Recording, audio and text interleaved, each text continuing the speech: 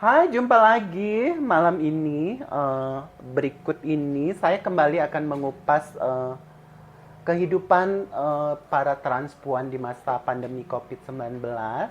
Bagaimana mereka bisa survive, bertahan, entah itu pekerja seks, entah itu teman-teman yang berprofesi sebagai pekerja salon atau freelance makeup atau desainer, teman-teman yang membuka usaha berjualan makanan. Nah, berikut ini saya ajak teman saya, Mbak Nanda. Mbak Nanda ini adalah eh, mantan pekerja sosial atau pernah juga ini ya bekerja sebagai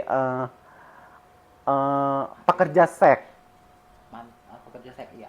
Pekerja seks itu online atau mejeng? Aku kalau di Bandar Lampung aku mejeng, tapi Oh, kalau asalnya dari Bandar Lampung. iya.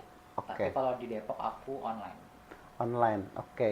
Eh, kita akan kulik sama Mbak Nanda ini apa sih suka dukanya menjadi pekerja seks dan apa harapannya kepada pemerintah atau masyarakat sehingga Mbak Nanda ini kedepannya mendapatkan pekerjaan yang lebih baik, bukan bukan pekerjaan yang dahulu tidak baik, tapi kita berharap pekerjaan itu berpihak kepada kami kelompok transpuan, entah itu disupport bantuan modal atau salonnya dikunjungin atau jasa makeupnya dipakai, hal-hal yang seperti itu dibutuhkan. Nah, Mbak Nanda dulu sebelum ke Jakarta di Lampung itu bekerja apa? Aku bekerja sebagai asisten makeup. Asisten makeup. Makeup apa nih? Makeup pengantin. Oh, makeup pengantin. Nah, kenapa ke Jakarta? Awal mulanya sih pengen merubah nasib dan mencari modal untuk buka usaha di kota Maks kelahiran. maksudnya merubah nasib itu kenapa di sana? Kan di sana aku jadi asisten. Nah, Heeh. aku pindah ke Jakarta, ke Depok itu untuk cari modal untuk buka usaha sendiri. Di Lampung. Ah ya, di Lampung. Sudah berapa tahun? Ini mau masuk 3 tahun nih. Oh, udah masuk tahun Tahun ketiga. ketiga. Ya, oke. Nah, sekarang lagi tahap mencari modal untuk membangun usahanya yang di Lampung. Iya. Nah, apa aja sih suka dukanya bekerja sebagai pekerja seks online itu? Suka dukanya itu terkadang eh, customer atau tamu itu banyak PHP. Maksudnya banyak PHP-nya itu seperti apa? Katanya OTW, OTW nggak taunya nggak OTW. Katanya udah di depan kosan nggak taunya malah di blok. Gitu. Eh, berapa sih tarif tertinggi dari pekerja seks itu?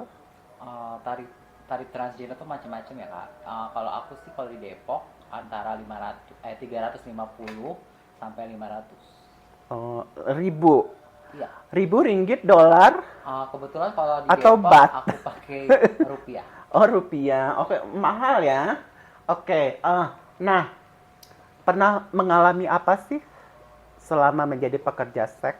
Eh, Entah itu kekerasan atau eh, pelanggannya kabur atau nggak dibayar atau pernah dipukul. Kalau untuk dipukul enggak sih, paling Malah kamu yang mukul.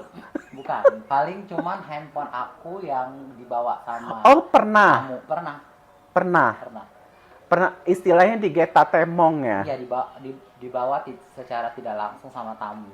Oh, Pertama itu niatnya mungkin tidak untuk mengambil atau mencuri, karena aku lengah jadinya HP-nya dibawa kabur sama dia.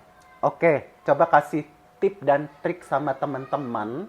Kalau teman-teman yang nonton sering mengalami hal yang seperti itu, harus harus seperti apa biar biar tidak kejadiannya tidak terulang. Kan banyak tuh teman-teman transgender perumahan itu tuh kan menter, apa barang-barangnya digelar semua di situ.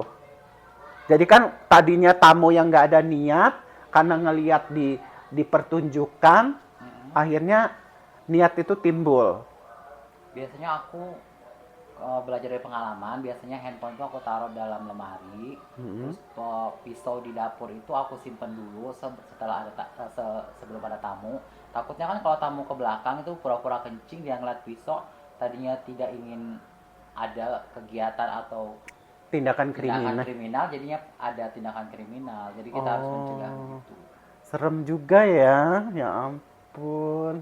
Tapi kamu tidak pernah mengalami ini ya, tidak pernah mengalami kekerasan dari Kekerasan dari tidak, pelanggan. itu kan tergantung dari apa sih tata kerama kita kepada konsumen juga sih sebenarnya. Oke, Mbak Nanda,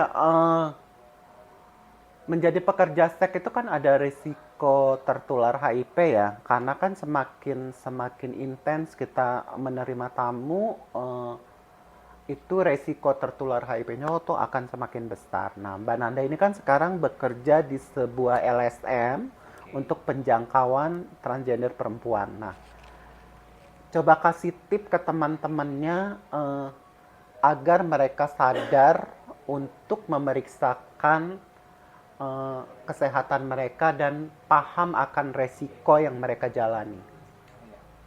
Sebagai transgender yang bekerja di apa sih? Oke?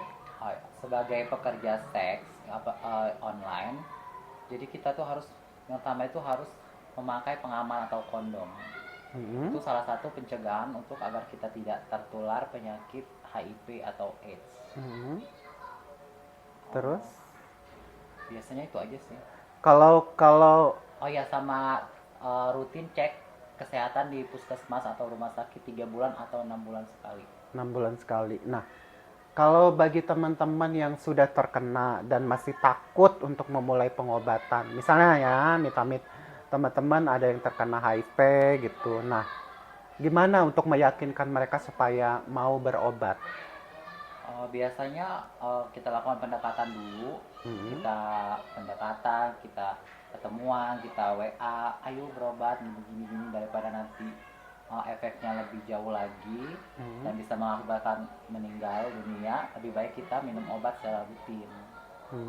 Begitu ya. Nah, teman-teman, begitu ya tipnya. Tapi harus paham risiko juga.